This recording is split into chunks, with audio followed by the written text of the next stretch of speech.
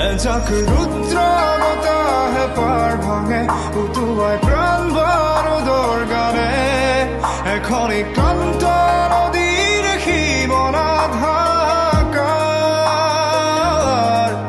এখন ক্লান্ত নদীৰ সীমনাত হাহাকাৰ